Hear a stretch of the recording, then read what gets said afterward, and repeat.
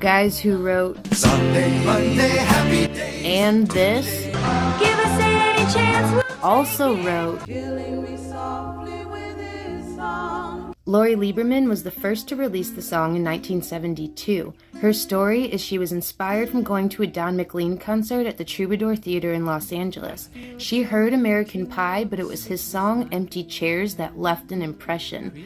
She wrote a poem on a napkin about how she felt from McLean's performance and brought it to Norman Gimbel and Charles Fox, who were writing the songs for her new album. She recorded and released Killing Me Softly with his song, and during her live performances would tell the Don McLean story before performing the song. Norman Gimbel in 1973 said as quoted, "She told us about this strong experience she had listening to McLean. I had a notion this might make a good song, so the three of us discussed it.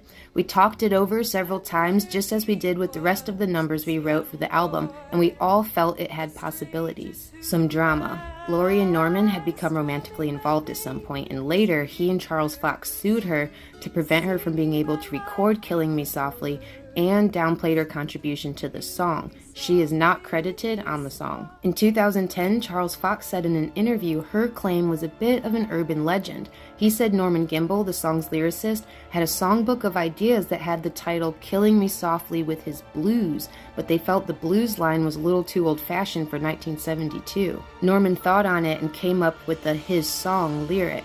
He liked that it felt like the words were speaking to a person's life and being moved by the words of a song. Norman called up Charles the next day when he said, as quoted, he sat down and the music just flowed right along with the words. They got together with Lori and played the song for her, which she loved and said it reminded her of being at a Don McLean concert. I wasn't there, so I don't know whose side is more accurate. Roberta Flack was flying from LA to New York when she heard Lori's recording of Killing Me Softly during the flight. When she got to New York, she recorded the song but felt it wasn't there. She stayed in the studio for 3 months experimenting with changing the chord structure and changed the song from ending on a minor chord to a major. She got Charles Fox's number from Quincy Jones and called him and said, "Hi, we haven't met, but I'm going to sing your songs."